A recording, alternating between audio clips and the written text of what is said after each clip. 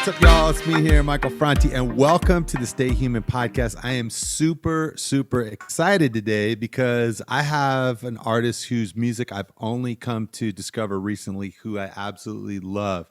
I love the voice, I love the sound of the music, I love the message in the music, and I know that if you're a fan of what I do, that you're going to find so much heart and so much energy in this music that you really resonate with. So please welcome to the show today, Maggie Rose. Hey, Michael. Thanks for having me. It's awesome to meet you in person after listening to your music over the last couple of days and just getting super excited about it. And before we get into your story, because you know that's what we do is talk about people, but I was just listening this morning over and over again to your song 2020. And I was just moved. I mean, I had goosebumps. I found myself tearing up at moments, just thinking about what this year has been to me and my life and how it's turned everything completely upside down, you know. And I want to say, like, for me in my life, but really it's for the entire planet, you know. And but all of us feel it in different ways. And I feel like your song really hit on a lot of the ambivalence, a lot of the questioning, the wondering we have of, like, how do we see things with clarity in this time? How do we find a deeper understanding even when it seems like the world is being pulled apart at the seams? And I'd love it if you could just talk about the song and where it came from first, and then I want to get into where you come from. Sure. Well, man, Michael, thank you so much, because your music is so uplifting. It's medicine, and I love the message behind the music you've been putting out for your entire career. So you and I both know the catharsis that we can find as artists when things are tough. And this year has not only been difficult just because we've totally had to abandon our normal life and being on the road and connecting with people and doing what we love. And it's so much fun to be able to do what we do. All that aside, people are hurting. And I think that there's contention like I've never seen in my lifetime. And there needed to be a conversation. There needs to be the ability to see clearly. And also the ambiguity is suffocating. When are we going to get out of this? When are we going to resolve the issues of the pandemic? And when are we going to resolve the issues that we're facing with people who are disenfranchised, who are being treated poorly, have been treated poorly for so long? So I think it took me a minute to write this song, and it didn't happen overnight. This was something that kind of I molded for a little bit with my band, Them Vibes. So there's these three individuals who I tour with normally. So we write a lot together. Sarah Tomek, my drummer, Brother Love, and Alex Haddad. And I got this electric piano out of my shed that had been sitting there for so long. And during this pandemic, I was like, if I don't learn how to play piano now, I'm never going to learn. And I lugged it down to our house and just started kind of tinkering around with it. And I don't know if you feel this, but if you pick up a different instrument, it unlocks just a different iteration of your writing. And for some reason, once I was able to get some sort of command of the chords and relativity, as all these terrible things continued to unfold around us, then John Prine died. And I don't know if you know John Prine's music, but he was someone who put so much beauty into the world. And I was like, okay, we're going to start this song tonight. And I was able to write the chorus for that song about seeing clearly, about losing Bill Withers, Kenny Rogers, John Prine. Then racial tensions started boiling over, and I brought in my friends from Them Vibes, and we got together outside on my porch and just talked about all the things that we miss and how, you know, we hope that someday this will be over soon, but there are beautiful things that come out of the growth and the discomfort that we've all had to experience together. That song is a silver lining, but I think that it's mostly the conversation that's happening and the creation that's coming out of it.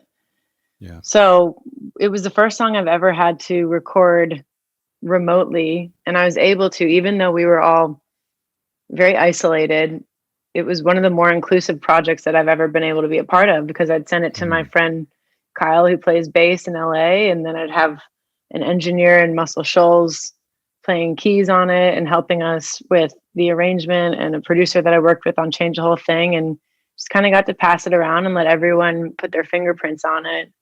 And that was medicinal in its own right.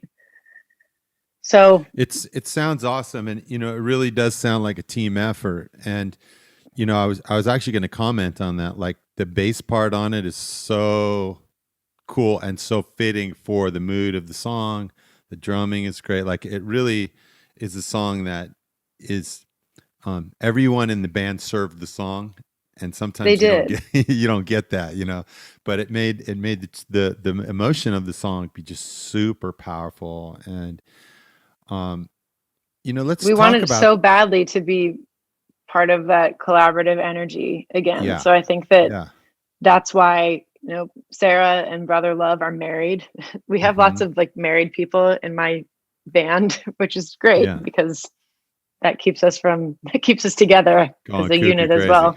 Yeah. But they started building a studio in their bedroom because, we had to learn it. Self-sufficiency was the name of the game. So that kind of motivated us to get this done. And I was playing piano on a record for the first time, and Brother Love learned to engineer. Sarah had set up her drum kit in her house and figured out how to mic them. So I think we took a lot of pride in the fact that in spite of all these challenges, we were able to come together and make something for us and for our listeners, for the world.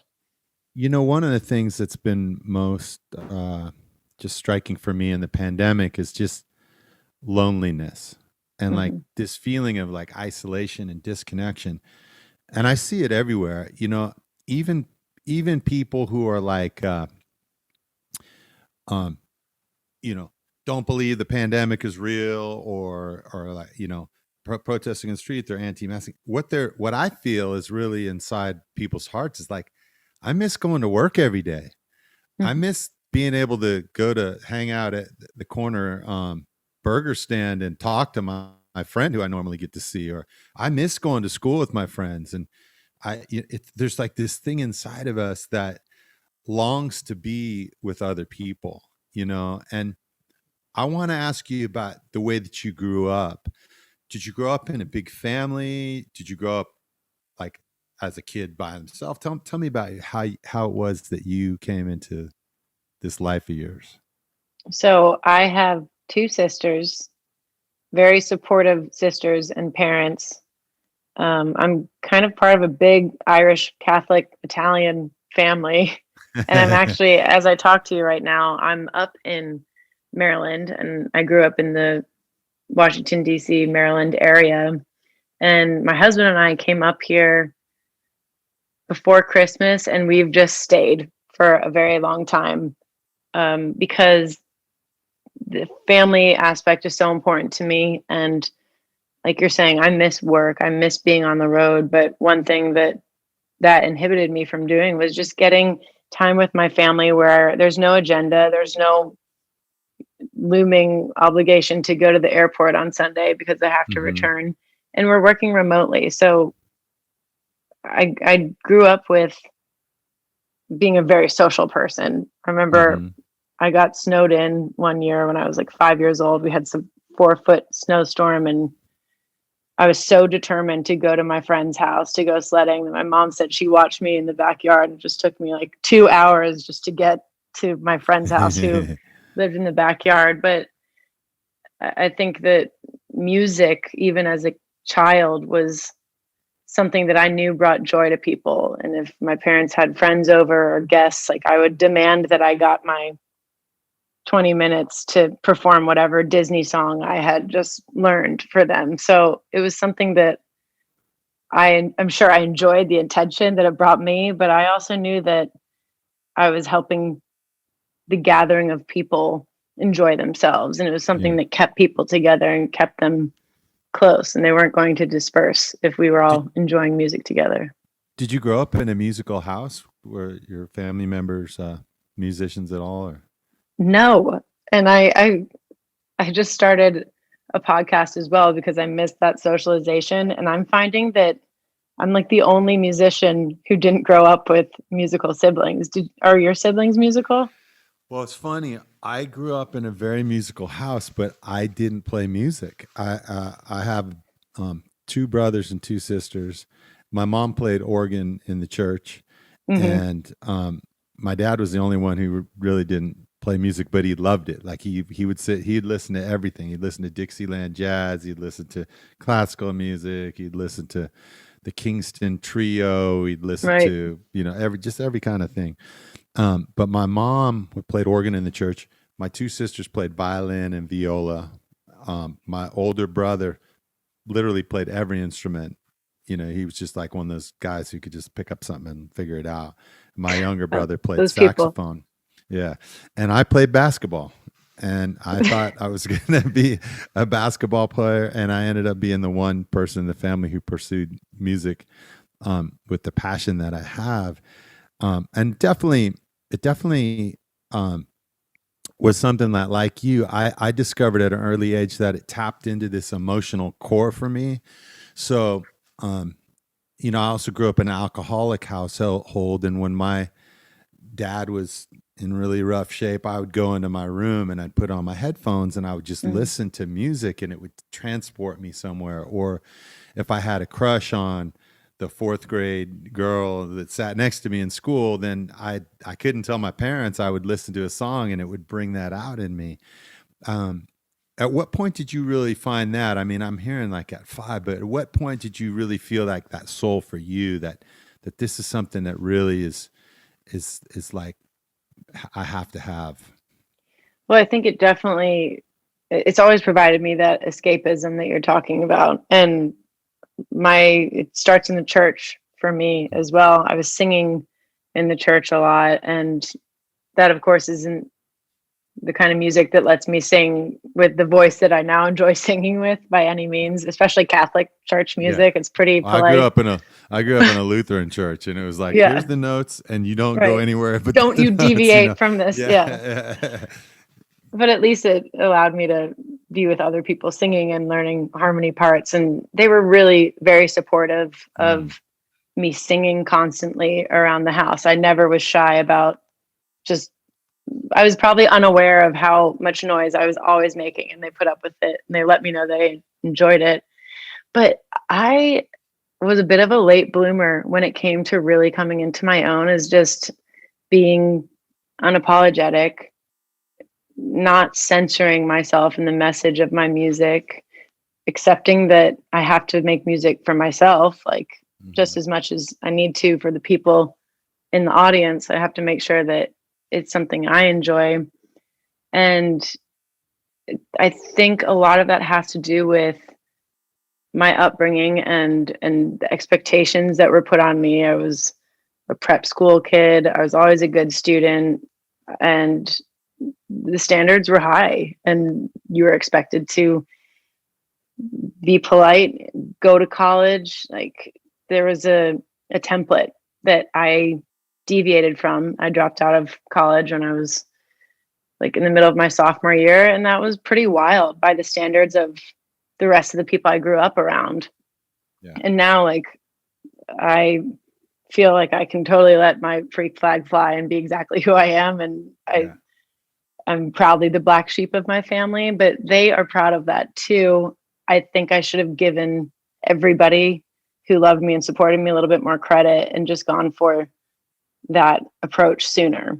I had the Mm. guts to move to Nashville and pursue the career, but from an artistic standpoint, I think I just I wish that I had just been my own target instead of trying to hit someone else's for the first couple of years that I was in Nashville. And it was a baptism by fire situation, and I was writing some of the first decent songs ever once I had moved to Nashville, because you get there and you have so many amazing people to collaborate with. But I I had to there's a lot of undoing that I had to go Yeah. through. to start to really enjoy my truth and Mm. the music that I'm making.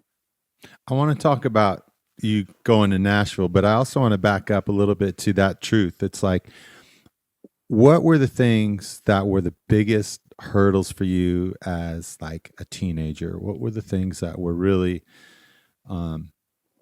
just the most challenging aspects of your life growing up that you're saying now that, you're learning from and you're shedding, or that you're growing from? The it's sort of difficult to say without feeling like I'm blaming it or turning my back upon it, but the institution of like the Catholic Church upbringing. And I think it feels like it was just yesterday, but the standards for like what my priorities were and what being a woman was in that culture was quite different, pretty restrictive. Mm-hmm. I also think just the high school environment of what my priorities were, like popularity, things that I wish I had, like shit I wish I had not spent so much time on or prioritized. Yeah. I'm gonna definitely want to make sure that I might be a stricter parent, I think, than my parents were, like no social media and stuff like that, because even then, before the age of Instagram, I was in that compare and despair cycle and trying to live up to the next person who was achieving these great things. I have some very impressive friends. Yeah. But I think how did that show up for you, that compare and despair? How did it show up in your life? I should have probably spent more time writing my own songs and entertaining that sensitive side of who I was, because it was very much there. And I took piano lessons, but I think that I got discouraged and I wish I had followed through. I'm seeing how much joy music unlocks in me. And I think that I could have just pursued it a little bit harder. I got linked up with a Bruce Springsteen tribute band when I was 16, and they were pretty much like 25 years older than me, but that was my only way to get on a stage where I was performing for real people who were coming to the venue to get out of their heads and escape from real life struggles. And that's when it really hit me like a lightning bolt that there is this superpower in performing.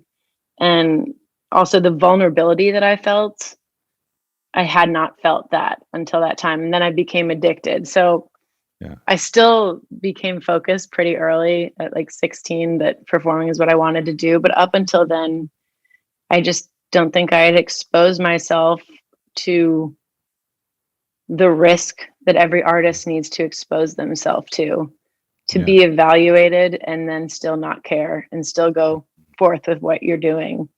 So I think the lack of that and just reprioritizing what makes me happy.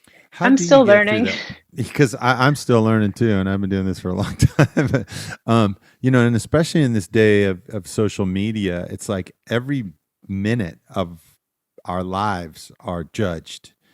And we post something, we post a song, we post a photo, we post a comment on what's happening in the world or something, and now there's thousands of people who want to judge you on whatever it is that you've said. And as a musician before, it was always just like, I make a record, we put it out there, and maybe there's some media critics are going to write about it, but if the fans like it, they like it. That's it. I mean, the only time you're going to hear from them is when you see them at a concert.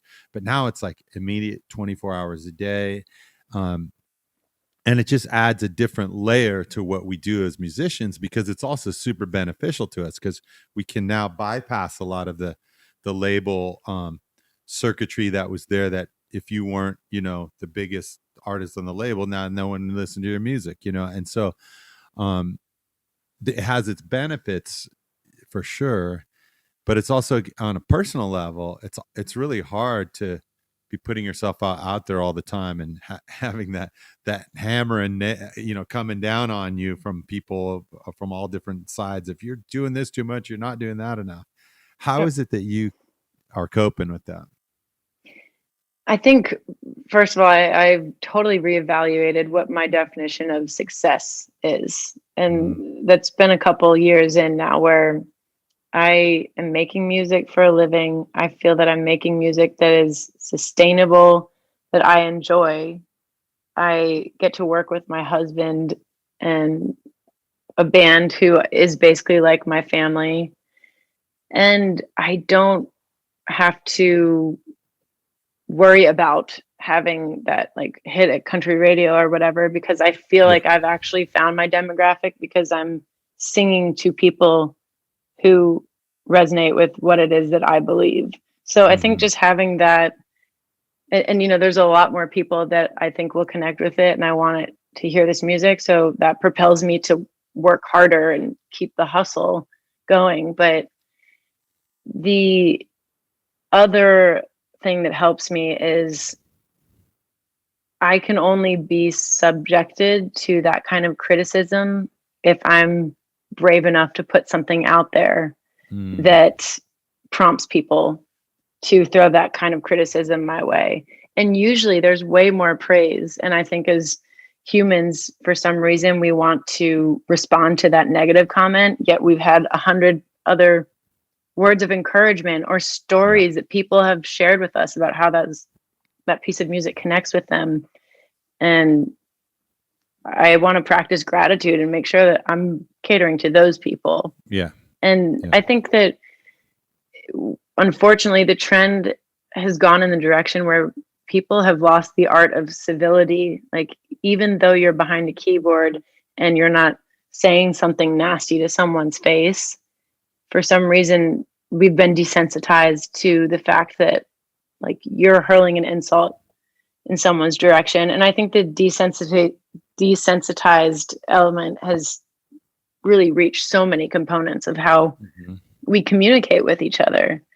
So I look at it also as like a cultural thing. And if all of that weren't here, like what you're saying before, in the days where maybe a few critics might give you a bad review, yet your fan base loves it, that is the constant to me. And that's what I think will still be there in 20, 30, 40 years when you and I are still making music, because that's just what we do. But it's hard. It's certainly a challenge and a deterrent, and it gives me anxiety where I've never had anxiety before. Yeah, it's hard. And yet, if we're making art that doesn't somehow, provoke, then we're probably not doing it right. We're probably not really speaking to what's in our heart. And that's a good point.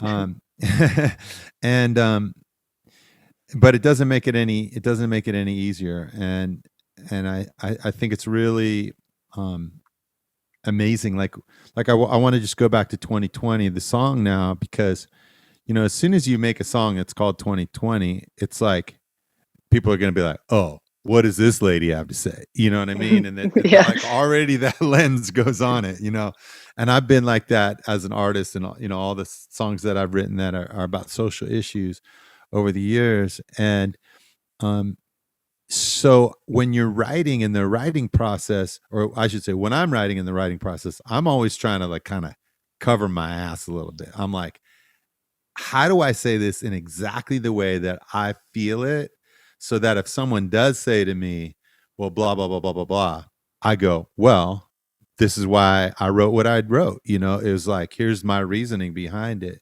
What's your process like for you?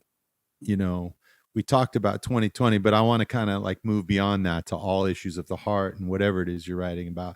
But how do you sort of like get to the core of what you're writing about? What's your editing process like? Or do you have one, or you just let it fly, Yes to all of those things. Actually, really, it's funny that you are so aware in the writing room of like, how will I justify this if this scenario comes about? Because I feel that I'm someone who, in the recent years, I've been more vocal about what I feel about the happenings of the world, because it just feels like my obligation, not even as an artist, but just as a human, Human being, yeah. to identify things that are so troubling to me and trends that need to be deterred. Like, I just feel that that was something that, just aside from being a musician, I had to speak on. And I have absolutely no regrets about that. I'm ready to see our country heal. I'm ready to see our world heal. But with most of my messages and how I took my stance on things, I use music as a vehicle. I wasn't really didactic about sending a tweet out or, typing out in very specific words what my feelings were on a certain topic. So I think that that's actually one of the ways that I work through some of the feelings that I have about political issues in the world around me, and even relationship with myself and with others, and struggles with anything, weaknesses that I have and addictions that I have, or what have you. But I do think that words matter so much, and because of the cheapening of words lately from so many people, I do think that I am editing my lyrics a little bit more. It used to be like, okay, that was a great session and we have this song and maybe we rewrite a line here or there, but I'm finding that lyrics are becoming the most difficult component of the song for me in this present moment. And that's good. I think that I'll go through phases where maybe melodies will be harder to conjure up, but I do find that I'm being really focused on that right now. And co-writing is hard because a lot of it's virtual, and I'll have to circle back with the writer and say, hey, I thought about this, and have to convince them of why I want to change the whole thing, which is, we should be that critical. Yeah. Every song should be that painful. Go into that. Yeah. Should go and enjoyable. It's got to go through the ringer, and that's how you get enjoy to the core pain. Right. One of the things that I've been thinking a lot about is just more than I used to write a lot directly about a lot of political and social issues, and now I find that I write more about values, and that the social issues, whatever's in this hour's news cycle, because it literally is hour to hour. It's not even day to day anymore. It changes, and then people are on to the next thing. And if you try, like, it's like, it was only like 10 days ago when the guy blew up the bomb in Nashville. It's like it's hard to even imagine that. It feels like it was forever ago. Yeah. And so it's like, if in that moment you sat there and you tried to write a song about it, well, now it's almost like it's gone. It's gone from people's, emotional palette right now. And we're on to so many other issues. But if you write about values, I find that those values can then be transferred to whatever it is that you're looking at, And, I grew up, like you, in a church environment, but my parents were really, their values were very clear, that we should be kind to other people, that you should look out for the weakest amongst you, whether it was in your family or at your school or in your neighborhood or in our country or the planet. That we should work hard, that we should try our best to be our best, and that you should be humble in what you're doing, and in being humble, leave space for others to succeed and others to be themselves. And then finally, my mom was always like, just be you, be your own authentic self. You don't have to be what everybody else is trying to tell you to be. And those are the messages and values that I put in my songs, no matter what the song is about. And the reason that I love music so much is its ability to bring people together across every kind of line that you can think to draw, whether it's language, whether it's culture, whether it's skin color, whether it's gender, whether it's sexuality, whether it's religion, whether it's political party, all these things that line can be removed by a song. And that's where the power really is in it. And yet at the same time, it's like the most vulnerable thing you can do. Like people say, like people have a greater fear of speaking in public than the fear of death. That's what they said in studies, and singing is like 10 times, singing in public is like 10 times worse than speaking in public. And if you're writing a song that you've written that's about something that's in your heart, it's so vulnerable to get up there and sing it for the first time. And then when I do that and I get that feedback and I see someone's eyes light up, when I see someone start to sing along, when I see someone dance or see someone give me that aha look, like, yes, I get it. I've fucking been there, Mm-hmm. It's so, it completes the circle so powerfully for me. And that's the thing that I love about this whole process of being a songwriter, being a recording artist, and being a touring artist, and getting out there with people, and then going back and doing that circle all again. And I just wanted, just for fans who don't know your music, I just want from me to tell them, please go listen to Maggie's music, because you'll hear just what I described in that. And can you talk about it for you, like that just that process of going from a seed to performing and with an audience? Yeah, absolutely. And I love what you said about you sticking to the values, because that's what makes music timeless. Mm-hmm. And you look at What's Going On by Marvin Gaye, which if that were released this year, I think Mm-hmm. that it would be just exactly what we need. Yeah. And it applies. And my buddy Devin Gilfillian just covered that whole record, and it's just a masterpiece. Yeah. And Devin toured with us last year. He's awesome. Yeah, he's really, it's his birthday today. Oh, he's such a special guy, but I think that's what I tried to do with this album that I just made down at Fame Studios in Muscle Shoals. There's nothing like super specific from our timeline that I point to like I do in 2020, but you can feel the emotions. Like it's so clearly written over the last 2 years. Mm-hmm. And it's unifying, it's activating. I think one of the reasons that I cut it there was because Aretha Franklin cut so many records there, and Otis Redding and Wilson Pickett, and this music that makes me feel like at home whenever I play it, even though it was recorded so many years ago. And I think that what you're talking about with that connection with the audience, that's the ultimate outreach. That's the ultimate, like, feeling like you're connected to your fellow man, because chances are you've never seen that person before in the front row. Mm-hmm. You're lucky if you have, and if they've come to other shows, but to have that point of recognition with them just kind of lets you know, like, all right, I'm on the right track, and I'm so far away from my home or wherever I wrote this, yet this person is connecting with it. And talk about not feeling lonely. Like that's the biggest component that I miss about being stuck at home and not on the road. That's how I feel like I'm on the right track.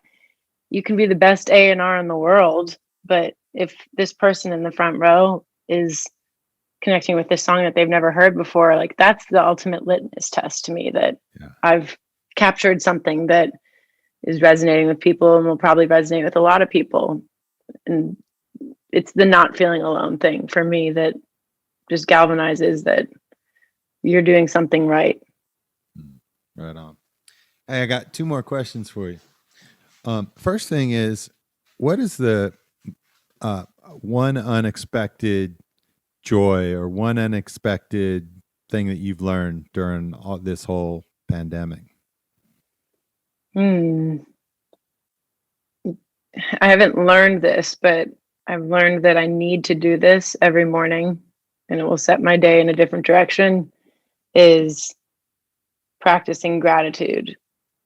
And I actually, my mom I was bitching to her about something one day, and she's like, you need to keep a gratitude journal because you're losing sight of like all the things that it is that you have. And I was being ungrateful.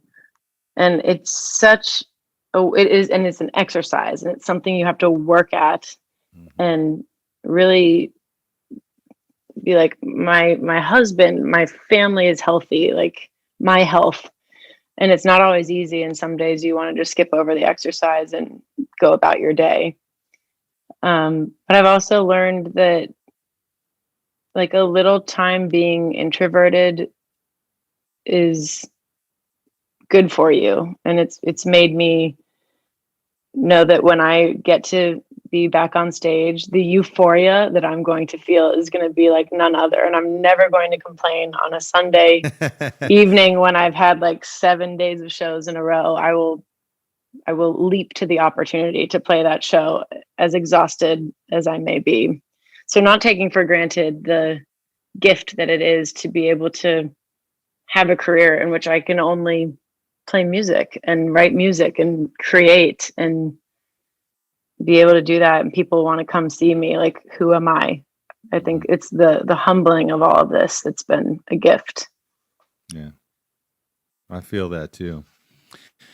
So the last thing I want to ask you is what we ask everybody at the end of the show, which is what does it mean to you to stay human? I think being okay with the fact that you are fallible and you'll make mistakes. And especially when you're putting a work of art out there, you're never going to feel 100 about it. And if you do, something's wrong. Maybe check yourself. But if you are able to do it with intent, and this is not just music, this is whatever it is that you're doing where you're putting a lot of yourself on the line. If you can do it with the best intentions that you can possibly put forward at that time, with the wisdom that you have at that point in your life, then I think it's something you should be proud of. And especially if you get to do that in collaboration with people you love. So giving yourself the grace to take risks and put beautiful things out there and then move on and put another thing out there. I think that's being human, and that's how you evolve too. And don't get intimidated by what it is that you're trying to do at the time, because you're going to do something else great subsequently. Awesome. Thank you so much for being on the show. And as I said earlier, please go check out Maggie's music. There's so many great songs, and just her voice is incredible. But the spirit in the music and the message in the music is something that I feel like we all need right now. Just about the connection to our hearts, the connection to what's going on in the world, and the way that we have a lot of uncertainty, yet through music and through taking care of one another, we find those moments of clarity, and your music does that for me. So thank you. Yours too, Michael. You're such a delight. Thank you for all the joy you bring. Right on. How can folks keep in touch with you? Where do they find you? Are you doing any online performances that people can check out? Yes. Yeah. I'm on Patreon, and I do a live concert every month. So it's Patreon // I am Maggie Rose. And then I'm on all those socials. So same thing. I am Maggie Rose. And we have a new album coming out this year, and I'm going to drop the first song from the Muscle Shoals album in February. So I'm excited. I'm like ready for this music to be out, because 2020 kept me from releasing it, but it brought on some other great things. Awesome. Well, thanks a lot for being on the Stay Human podcast, and go follow her on all her socials. And we look forward to hearing this new album coming out very, very soon. So thank you, Maggie. Thank you, Michael.